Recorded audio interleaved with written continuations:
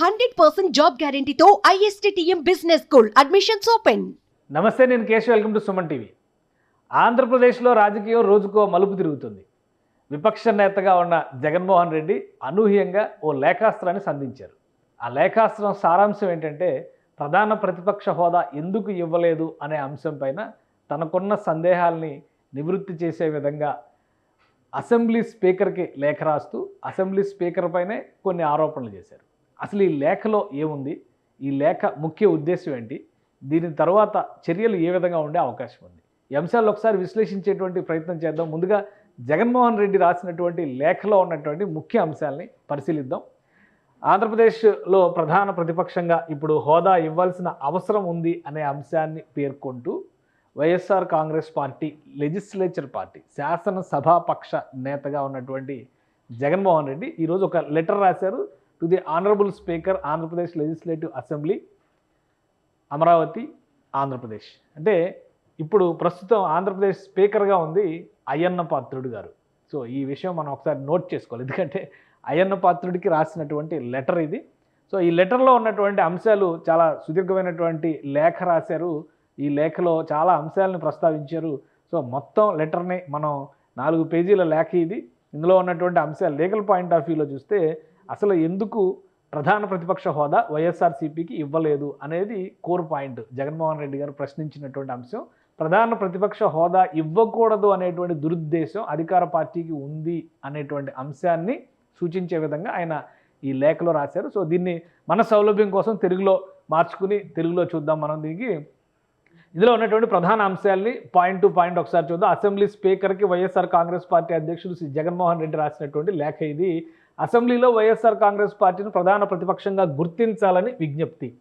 So core point ఏంటంటే, ఈ లేఖలో ప్రధాన ప్రతిపక్షంగా వైఎస్ఆర్ కాంగ్రెస్ పార్టీని గుర్తించండి, ఇది చాలా ముఖ్యమైనటువంటి అంశం. తర్వాత అందులో ఉన్నటువంటి లేఖలో పేర్కొన్నటువంటి ముఖ్య అంశాలు చూస్తే, మంత్రుల తర్వాత నాతో ప్రమాణం సంప్రదాయాలకు విరుద్ధం, అంటే విపక్ష నేతకి ముందు చేయించాలి అనేటువంటిది ఆయన ప్రధాన ప్రతిపక్ష నాయకుడి గుర్తింపు ఇవ్వకూడదని ముందుగానే నిర్ణయించినట్టు ఉన్నారు. విపక్షంలో ఎవరికి ఎక్కువ సీట్లు ఉంటే వారికే ప్రధాన ప్రతిపక్ష హోదా ఇవ్వాలని చట్టంలో నిర్వచించారు. ప్రధాన ప్రతిపక్ష హోదా ఇవ్వాలంటే 10% సీట్లు ఉండాలని చట్టంలో ఎక్కడా లేదు. పార్లమెంట్లో కానీ ఉమ్మడి ఆంధ్రప్రదేశ్లో కానీ ఈ నిబంధన పాటించలేదు. అధికార కూటమి స్పీకర్ ఇప్పటికే నా పట్ల శత్రుత్వాన్ని ప్రదర్శిస్తున్నారు. స్పీకర్కే రాశారు ఈ లెటరు. స్పీకర్ శత్రుత్వం ప్రదర్శిస్తున్నారు అనేది ఇందులో కోర్ పాయింట్.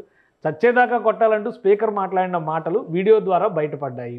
ఇలాంటి నేపథ్యంలో నేను అసెంబ్లీలో గొంతు విప్పే పరిస్థితులు కనిపించడం లేదు. అసెంబ్లీలో ప్రధాన ప్రతిపక్ష పార్టీగా గుర్తింపుతోనే ప్రజా సమస్యలను బలంగా వినిపించే అవకాశం ఉంటుంది. ప్రతిపక్ష పార్టీగా గుర్తింపుతో సభా కార్యక్రమాల్లో పాల్గొనేందుకు చట్టబద్ధమైన భాగస్వామ్యం లభిస్తుంది.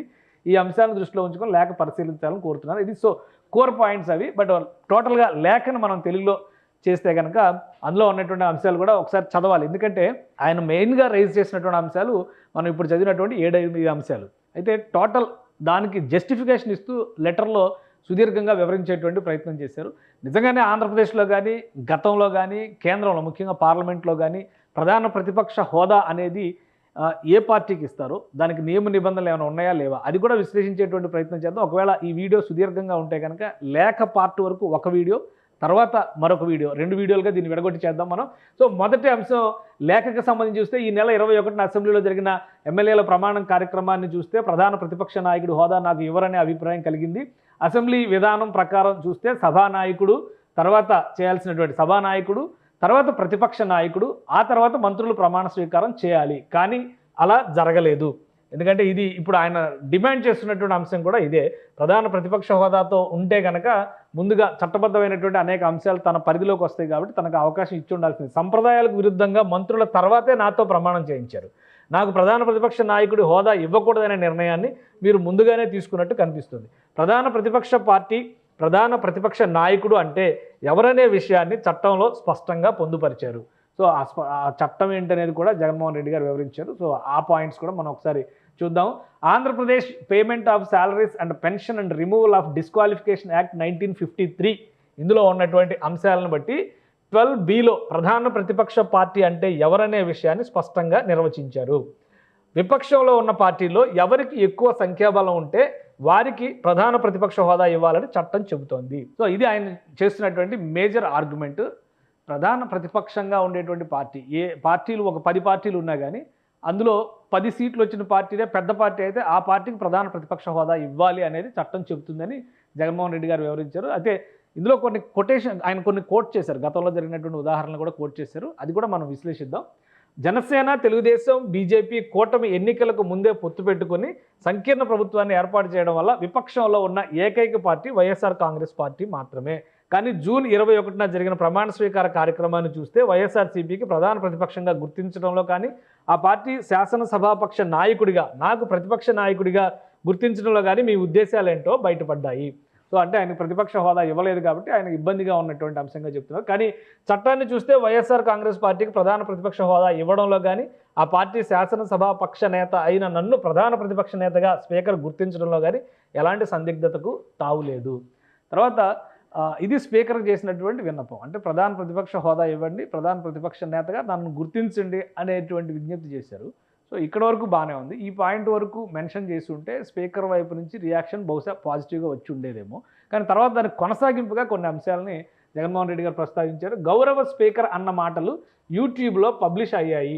ఓడిపోయాడు కానీ చావలేదు, చచ్చే వరకు కొట్టాలి అంటూ నన్ను ఉద్దేశించి గౌరవ స్పీకర్ అన్న మాటలు ఆ వీడియోల్లో ఉన్నాయి. తద్వారా నాపై ఉన్న శత్రుత్వాన్ని స్పీకర్ రూపంలో అధికార కూటమి వ్యక్తం చేసింది.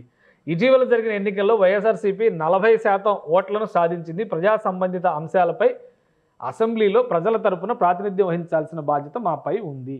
సో ఇది అంటే ఇప్పుడు లాస్ట్ టైం ఓడిపోయినప్పుడు తెలుగుదేశం పార్టీ కూడా 39% వచ్చినాయి. అప్పుడు కూడా చాలా దారుణంగా మాట్లాడారు. అంటే ఆయన్ని చంద్రబాబు నాయుడు గారిది ఇంకా తలెక్కడ పెట్టుకుంటాం, చాలా రకాల భాష ఉంది. ఆ భాష గురించి మనం మాట్లాడలేం. బట్ జగన్మోహన్ రెడ్డి గారికి 40% ఓట్లు కనిపిస్తున్నాయి కానీ సీట్ల లెక్క మాత్రం ఆయన కనిపించట్లేదు అనుకోండి. బహుశా ఇది ప్రభుత్వం స్పీకరు శత్రుత్వ వైఖరిని ప్రదర్శిస్తున్నటువంటి నేపథ్యంలో మా పార్టీకి ప్రధాన ప్రతిపక్ష హోదా ఒకవేళ ఇవ్వకుంటే అసెంబ్లీ కార్యకలాపాల్లో వైఎస్ఆర్ కాంగ్రెస్ పార్టీని కట్టడి చేసినట్టే అవుతుంది. వైఎస్ఆర్సీపీకి ప్రధాన ప్రతిపక్ష హోదా ఇవ్వడం వల్ల అసెంబ్లీలో ప్రతిపక్ష నాయకుడికి తగిన సమయం లభిస్తుంది. దీనివల్ల ప్రజా సంబంధిత అంశాలను సభ దృష్టికి బలంగా తీసుకురాగలుగుతారు. సో ఈ అంశాలను దృష్టిలో పెట్టుకొని ఒకవేళ ప్రధాన ప్రతిపక్ష హోదా ఉంటే కనుక ఒక కాన్స్టిట్యూషనల్ రైట్ అనేది ప్రధాన ప్రతిపక్ష నేతకు ఉంటుంది. ఎందుకంటే కొన్ని దేశాల్లో ముఖ్యంగా మన కాన్స్టిట్యూషన్ని ఇంగ్లాండ్ అంటే బ్రిటన్ కాన్స్టిట్యూషన్తో మనం పోల్చి చూస్తాం కాబట్టి leader of the house opposition లీడర్ని shadow leader of the house అని కూడా అనేటువంటి పరిస్థితి ఉంటుంది. అంటే విపక్ష నేతకు అంతటి ప్రాధాన్యం ఉంటుంది. అందుకనే రాజ్యాంగంలో చాలా క్లియర్గా అధికార పక్షానికి ప్రధాన ప్రతిపక్షానికి ఒక ప్రాధాన్యాన్ని వివరించేటువంటి ప్రయత్నం మన రాజ్యాంగకర్తలు చేశారు. సో దీన్ని దృష్టిలో పెట్టుకొని చూస్తే అది కానీ నంబర్స్ పరంగా ఏం జరిగింది అనేది కూడా ఇక్కడ చాలా క్రైటీరియా అవుతుంది. అలానే ఇందులో వివరించినట్టుగా గతంలో ఎటువంటి సంప్రదాయాలు ఉన్నాయి అది కూడా ఒకసారి విశ్లేషించేటువంటి ప్రయత్నం చేద్దాం. సభా కార్యక్రమంలో ముమ్మరంగా పాల్గొనేలా ప్రభుత్వ విధానాలపై ప్రతిపక్ష పార్టీకి అభిప్రాయాలను చెప్పేలా చట్టబద్ధమైన భాగస్వామ్యం ప్రధాన ప్రతిపక్ష పార్టీకి లభిస్తుంది. ఇలాంటి పరిస్థితి లేకపోతే అసెంబ్లీలో గణనీయమైన సీట్లు సాధించిన అధికార కూటమి గొంతు మాత్రమే వినిపిస్తుంది. కానీ వివిధ అంశాల్లో అవకాశం కల్పించేటువంటి పరిస్థితి ఉండదు. అంటే వన్ సైడ్ అయిపోతుంది అనేది ఆవేదన, జగన్మోహన్ రెడ్డి గారి ఆవేదన. సభ వన్ సైడ్ అయిపోతుంది, మాకు 151 ఉంది, అందరూ కలిసి వస్తే మీ 23 మంది ఏమవుతారు అని అసెంబ్లీలోనే మాట్లాడారు జగన్మోహన్ రెడ్డి గారు. ఇప్పుడు నంబర్స్ గురించి మాట్లాడుతున్నారు.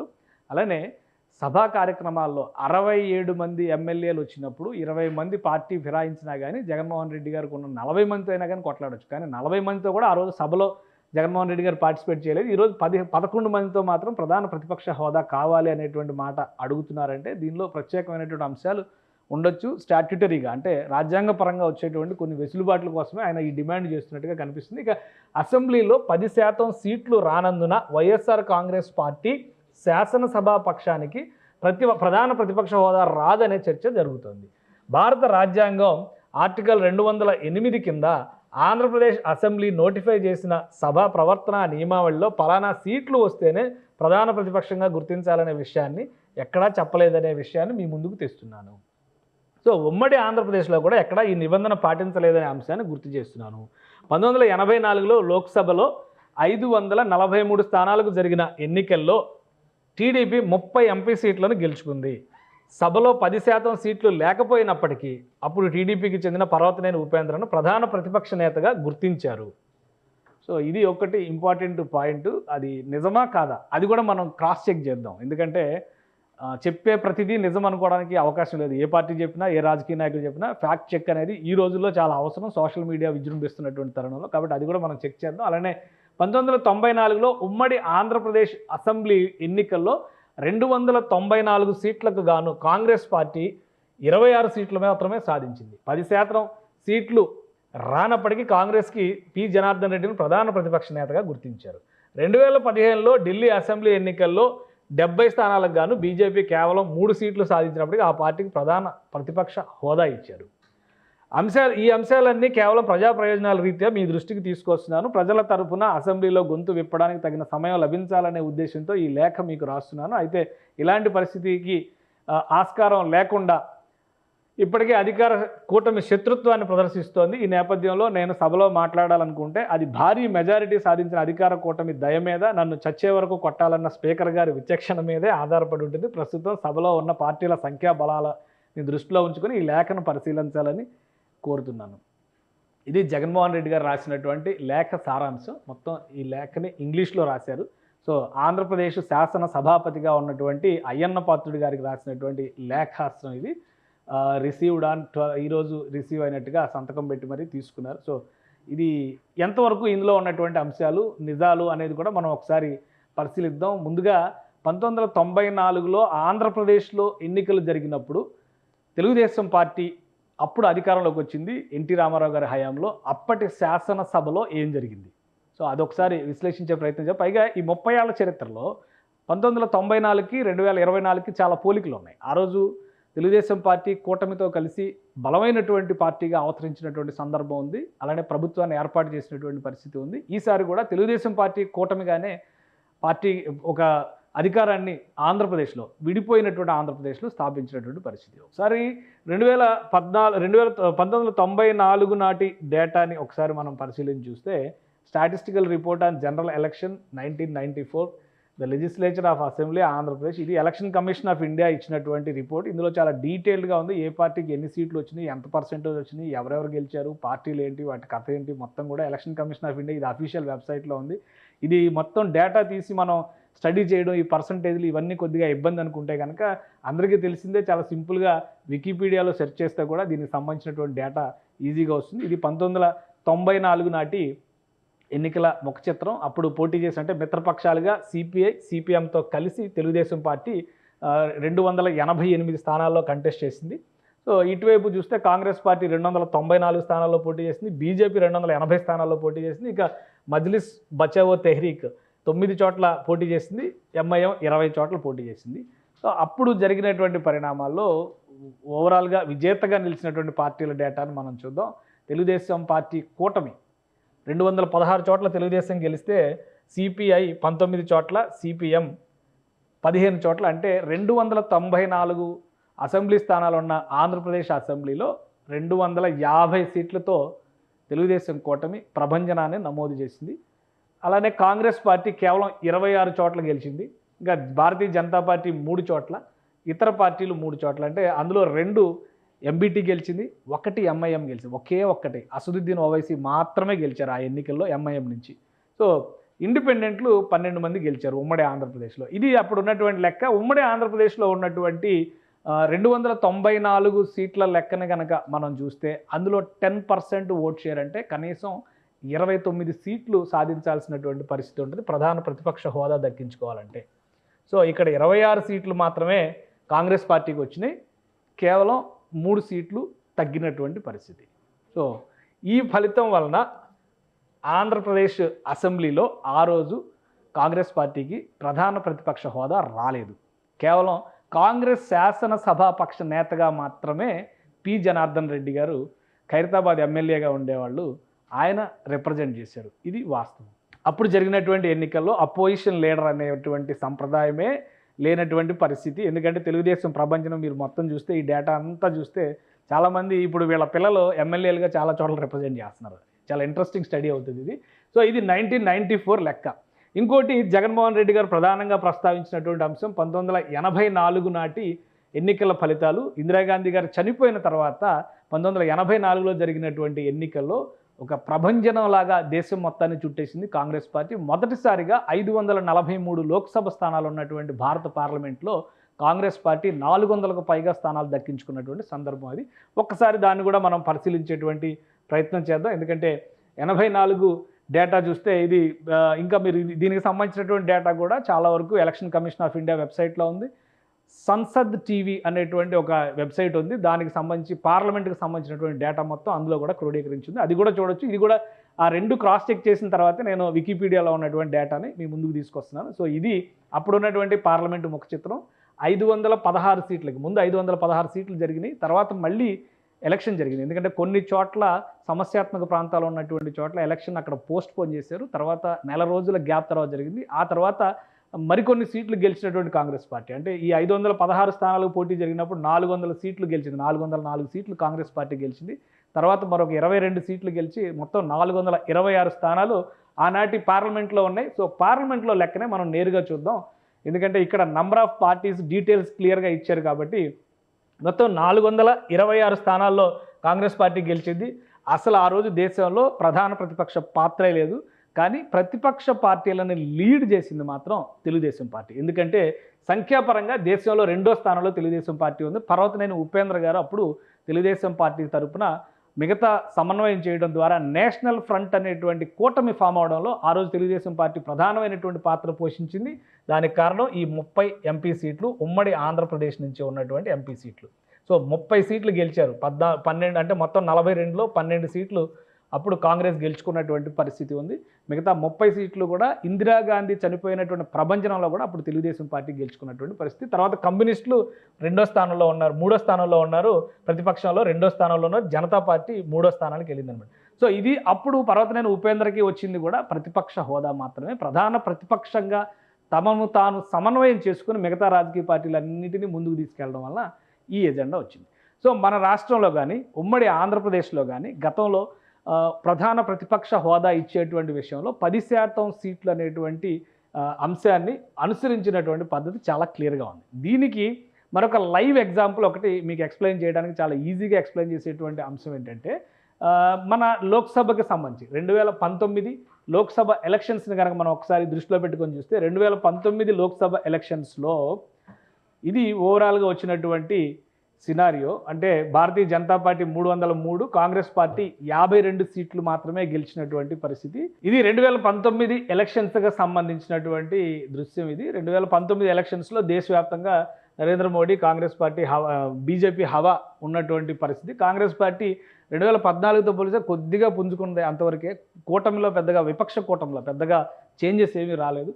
సో బీజేపీ నుంచి నరేంద్ర మోడీ గారు ప్రధానమంత్రిగా ఇక్కడ ప్రమాణ స్వీకారం చేసినటువంటి పరిస్థితి చూసాం మనం. 52 సీట్లు కాంగ్రెస్ పార్టీ గెలిచింది. అధీర్ రంజన్ చౌదరి అపోజిషన్ లీడర్గా ఉన్నారు. అంటే అపోజిషన్ లీడర్ అంటే ప్రధాన ప్రతిపక్ష హోదా కాదు. ఇక్కడ మీకు చూస్తే అర్థమవుతుంది. Speaker of the house Om Birla, అలానే leader of the house Narendra Modi, prime minister Narendra Modi, leader of the opposition vacant. అంటే వేకెంట్ అంటే అర్థం ఏంటి? ఆ హోదా దక్కించుకున్నటువంటి పరిస్థితి లేదు కాబట్టి ప్రధాన ప్రతిపక్ష హోదా 2014లోను 2019లోను భారత పార్లమెంట్లో కాంగ్రెస్ పార్టీకి రాలేదు. కేవలం కాంగ్రెస్ పక్ష నేతగా అధీర్ రంజన్ చౌదరి వ్యవహరించారు, డిఎంకే పక్ష నేతగా టిఆర్ బాలు వ్యవహరించారు, అలానే తృణమూల్ కాంగ్రెస్ పక్ష నేతగా సుదీప్ బందోపాధ్యాయ వ్యవహరించారు. సో ఇది లెక్క. దీంతోపాటు ఇంకో క్లియర్ పిక్చర్ కూడా ఇచ్చేటువంటి ప్రయత్నం చేస్తాను నేను. సో ఇది విపక్షానికి సంబంధించి జాతీయ స్థాయిలో జరిగినటువంటి పరిణామాలు, అలానే ఉమ్మడి ఆంధ్రప్రదేశ్లో జరిగినటువంటి పరిణామాలు.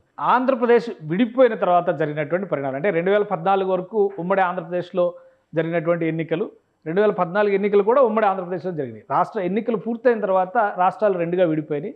సో ఆంధ్రప్రదేశ్లో ఎప్పుడు ఇలాంటి పరిస్థితి రాలా. 2014లో వైఎస్ఆర్సీపీ ప్రధాన ప్రతిపక్ష పాత్ర పోషించింది. అలానే 2019లో తెలుగుదేశం పార్టీ బొటాబొటిగా ఒక అడుగు ముందుకేసినటువంటి పరిస్థితిలో ప్రధాన ప్రతిపక్ష హోదా దక్కించుకోగలిగింది. కానీ తెలంగాణలో మాత్రం కొన్ని విచిత్రాలు జరిగింది. తెలంగాణలో ఏం జరిగింది? దానికి ప్రధానంగా 2018 ఎన్నికలనే ప్రాతిపదికగా మనం తీసుకోవాల్సినటువంటి పరిస్థితి ఉంటుంది. ఒకసారి అది చూద్దాం. 2018 ఎన్నికల్లో బీఆర్ఎస్ పార్టీ అంటే అప్పటి టీఆర్ఎస్ పార్టీతో మహాకూటమి తలపడినటువంటి పరిస్థితి. ఈ రాజకీయాలు చూసిన వాళ్ళకి ఎవరికైనా కానీ అర్థమైపోద్ది. కేసీఆర్తో ఎవరి సారథ్యంలో ఎవరెవరు తలపడ్డారనేది చూస్తే మనకి చాలా క్లియర్ పిక్చర్ వస్తుంది. అయితే ఇందులో మొత్తం పోటీ చేసినటువంటి సీట్ల పరంగా చూస్తే టీఆర్ఎస్ పార్టీ 119 నియోజకవర్గాల్లో పోటీ చేసింది, కాంగ్రెస్ పార్టీ 94 చోట్ల పోటీ చేసింది, మహాకూటమిలో భాగంగా తెలుగుదేశం పార్టీ 14 సీట్లు మాత్రమే తీసుకుంది, తెలంగాణ జనసమితి 8 సీట్లు తీసుకుంది, ఇక సిపిఐ పార్టీ 3 సీట్లు తీసుకుని ఈ కూటమి పక్షాన పోటీ చేసినటువంటి పరిస్థితి. భారతీయ జనతా పార్టీ 118 చోట్ల, బీఎస్పీ 106 చోట్ల, సిపిఎం 26 చోట్ల, ఎంఐఎం 8 చోట్ల పోటీ చేసింది. ఇది ఫైనల్ రిజల్ట్స్ మనం ఒకసారి చూసుకుంటే కనుక ఇది వచ్చినటువంటి రిజల్ట్. లాస్ట్ ఆ టాలీ మొత్తం మనకు డేటా అవసరం లేదు కాబట్టి ఫైనల్ ఫిగర్స్ ఒకసారి మనం చూద్దాం. 88 చోట్ల టీఆర్ఎస్ పార్టీ గెలిచింది, 19 చోట్ల కాంగ్రెస్ పార్టీ గెలిచింది, 2 చోట్ల మాత్రమే తెలుగుదేశం పార్టీ గెలిచింది.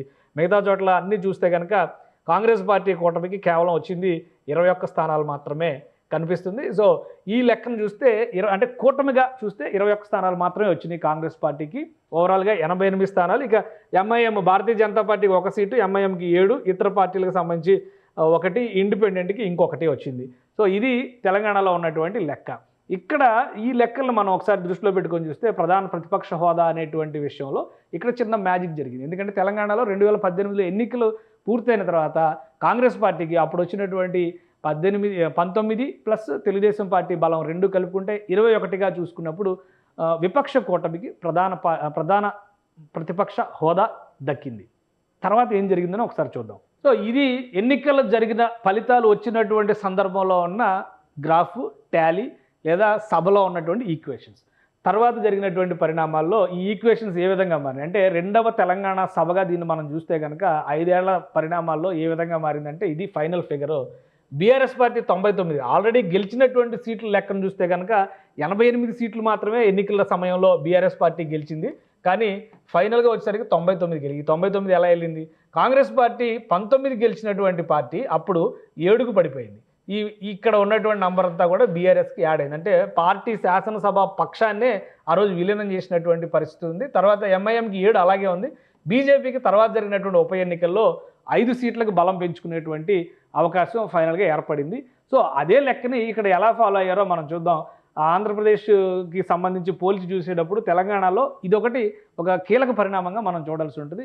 సో ఇది రెండవ శాసనసభ, తెలంగాణ రాష్ట్రంలో రెండవ శాసనసభ కంపోజిషన్ చూస్తే స్పీకర్ పదవిలో పోచారం శ్రీనివాసరెడ్డి ఉన్నారు, డిప్యూటీ స్పీకర్ పదవిలో పద్మారావు ఉన్నారు, ముఖ్యమంత్రి లీడర్ ఆఫ్ ద హౌస్ అనేటువంటి పదవిలో కేసీఆర్ గారు ఉన్నారు, లీడర్ ఆఫ్ ద అపోజిషన్ పదవిలో బట్టి విక్రమార్క మల్లు ఆయన ఉన్నారు. అది కూడా ఎప్పటి వరకు ఉన్నారంటే 18 జనవరి 2019 వరకు మాత్రమే ఉన్నారు. సో ఆ తర్వాత జూన్ 26 నుంచి జూన్ 6, 2019 నుంచి ఈ పొజిషన్ వేకెంట్గా ఉంది. అంటే ఏంది? లీడర్ ఆఫ్ ద అపోజిషన్ అనేటువంటి పొజిషన్ వేకెంట్గా ఉంది. సో ఇక్కడ మనకు అర్థమయ్యేటువంటి లెక్క ఏంటంటే 19 శాసనసభ స్థానాలు గెలుచుకున్నటువంటి కాంగ్రెస్ పార్టీని చీలికలు పీలికలు చేసిన తర్వాత అందులో 7 స్థానాలు మాత్రమే మిగిలినాయి. తెలంగాణలో ఉన్నటువంటి 119 నియోజకవర్గాల్లో 10% అనేటువంటి ఈక్వేషన్ని అప్లై చేసినప్పుడు కనీసం 11 సీట్లు ఉన్నటువంటి పార్టీకి మాత్రమే ప్రధాన ప్రతిపక్ష హోదా దక్కుతుంది. సో కాంగ్రెస్ పార్టీ నంబర్ 7కు పడిపోయింది కాబట్టి అప్పటి ముఖ్యమంత్రి తెలంగాణలో లీడర్ ఆఫ్ ద హౌస్గా ఉన్నటువంటి కేసీఆర్ గారు కాంగ్రెస్ శాసనసభా పక్షాన్ని మొత్తాన్ని కూడా ఆయన టీఆర్ఎస్లో విలీనం చేసుకోవడం వల్ల ఇక్కడ ప్రధాన ప్రతిపక్ష హోదా కూడా బట్టి విక్రమార్క గారు కోల్పోయారు. సో ఇలాంటివి జరిగినప్పుడు అంటే మామూలుగా అయితే ఈ ప్రతిపక్ష హోదా అనే దానికి ఎక్కడ నియమ నిబంధనలు లేవు. అంటే కొన్నిటికి సంప్రదాయాలను పాటిస్తూ వస్తున్నటువంటి పద్ధతి భారత రాజ్యాంగ వ్యవస్థ కల్పించినటువంటి పరిస్థితి ఉంది. సో ఈ సంప్రదాయాన్ని అనుసరించే అన్రిటెన్ కాన్స్టిట్యూషన్లో ఉండేటువంటి కొన్ని పాలసీస్ని అడాప్ట్ చేసుకున్నటువంటి భారత రాజ్యాంగం ఆ విలువల్ని సూచించేటువంటి క్రమంలో, ఆ ఆనవాయితీలను సూచించేటువంటి క్రమంలో ఆంధ్రప్రదేశ్తో సహా దేశంలోని అన్ని స్టేట్ అసెంబ్లీసు అలానే పార్లమెంటుతో సహా ఓవరాల్గా ఉన్నటువంటి సీట్ల సంఖ్యలో కనీసం 10% సాధించినటువంటి పార్టీ ప్రధాన ప్రతిపక్ష పార్టీగా గుర్తింపు పొందుతుంది. ఆ పార్టీ నేత ప్రధాన ప్రతిపక్ష నాయకుడిగా హోదా పొందుతారు. అంటే equivalent to cabinet rank, cabinet minister హోదాతో సమానంగా ముఖ్యమంత్రి కంటే కొంచెం తక్కువ అనుకునేటువంటి పదవితో సమానంగా ఉంటుంది. కాబట్టే ప్రమాణ స్వీకారాలు చేసేటువంటి సందర్భంలో ముఖ్యమంత్రి తర్వాత ప్రధాన ప్రతిపక్ష నేతని ప్రమాణ స్వీకారం చేయిస్తారు. కానీ ఇప్పుడు ఆంధ్రప్రదేశ్లో అనుసరించినటువంటి విధానం ఏంటంటే ఇక్కడ ఫాలో అవుతున్నటువంటి ఆనవాయితీల ప్రకారం చూస్తే సబబుగానే అనిపించవచ్చు. కానీ జగన్మోహన్ రెడ్డి గారు కోరుకుంటున్నటువంటి విధానాన్ని బట్టి చూస్తే కనుక అది సబబు కాకపోవచ్చు. సో ఈ అంశాన్ని రిక్వెస్ట్ చేసి ఉంటే కనుక, స్పీకర్కి రిక్వెస్ట్ చేసి ఉంటే కనుక కన్సిడర్ చేయడానికి అవకాశాలు ఉండొచ్చా లేదా అనేది ఆ పార్టీ డిస్క్రిషన్స్ మీద అక్కడ ఉన్నటువంటి పరిస్థితుల మీద ఆయన నిర్ణయం తీసుకునేటువంటి ఛాన్సెస్ ఉంటాయి. కానీ అదే స్పీకర్ని మీరు నన్ను చంపడానికి ప్రయత్నిస్తున్నారు, చంపేంత వరకు వదిలిపెట్టొద్దు అనేటువంటి స్టేట్మెంట్లు ఇచ్చారు కాబట్టి నాకు రక్షణ ఉండదు అనేటువంటి బ్లేమ్ మళ్ళీ స్పీకర్ మీద వేయడం అనేది ఈ లేఖ రూపంలో ఇప్పుడు ఆంధ్రప్రదేశ్ రాజకీయాల్ని మలుపు తిప్పుతున్నటువంటి అంశంగా మారబోతుంది. సో ఆంధ్రప్రదేశ్ శాసనసభ స్పీకర్ ఏ విధంగా రియాక్ట్ అవుతారు జగన్మోహన్ రెడ్డి లెటర్కి, నిజంగా ప్రధాన ప్రతిపక్ష హోదా ఇవ్వడానికి ఉన్నటువంటి సానుకూలతని పరిశీలించే అవకాశం ఉంటుందా అనేటువంటి చర్చ ఇప్పుడు ఆసక్తికరంగా మలుపుతుంది. అయితే జగన్మోహన్ రెడ్డి రాసినటువంటి లెటర్లో కొన్ని వాస్తవదూరమైనటువంటి అంశాలు కూడా ఉన్నాయి కాబట్టి వీటన్నిటికీ కూడా ఏ విధంగా సమాధానం చెప్తుంది, ముఖ్యంగా అధికార కూటమి ఎటువంటి రిప్లై ఇవ్వబోతుంది. ఎందుకంటే ఇక్కడ ప్రధాన ప్రతిపక్షం అనేటువంటి కాన్సెప్టే తీసుకోవాల్సిన పరిస్థితి వస్తే ఇప్పుడు పూర్తిగా ప్రధాన ప్రతిపక్ష హోదా దక్కించుకునేటువంటి కెపాసిటీ ఉన్న ఏకైక పార్టీ ఆంధ్రప్రదేశ్లో జనసేన పార్టీ మాత్రమే. సో ఇప్పుడు ఆంధ్రప్రదేశ్లో ఉన్నటువంటి 175 స్థానాల్లో కనీసం 18 సీట్లు గెలిచినటువంటి పార్టీకి మాత్రమే ప్రత్యేక హోదా వచ్చేటువంటి అవకాశం ఉంటుంది. గత శాసనసభలో జగన్మోహన్ రెడ్డి గారి ఆధ్వర్యంలో ముఖ్యమంత్రిగా ఆయన ఉన్నప్పుడు తెలుగుదేశం పార్టీ నుంచి 4 సభ్యులు పార్టీ ఫిరాయించినా కానీ తెలుగుదేశం పార్టీ బొటాబొటి 19, 18, 19 మధ్యలో ఉండడం వల్ల ప్రధాన ప్రతిపక్ష హోదా తీసేయడానికి అవకాశం ఏర్పడలేదు. సో ఇప్పుడు అసలు 18 స్థానాలకి 7 స్థానాలు తక్కువగా వచ్చినటువంటి నేపథ్యంలో జగన్మోహన్ రెడ్డి గారు చేసినటువంటి విజ్ఞప్తిని ఎంతవరకు గౌరవిస్తారు, ఎంతవరకు మన్నిస్తారు అనేది ఒక ఆసక్తికరమైనటువంటి అంశంగా కనిపిస్తోంది. సుమన్ టీవీలో మీ పర్సనల్ అండ్ బిజినెస్ ప్రమోషన్స్ కోసం కింది నెంబర్కి కాంటాక్ట్ చేయండి.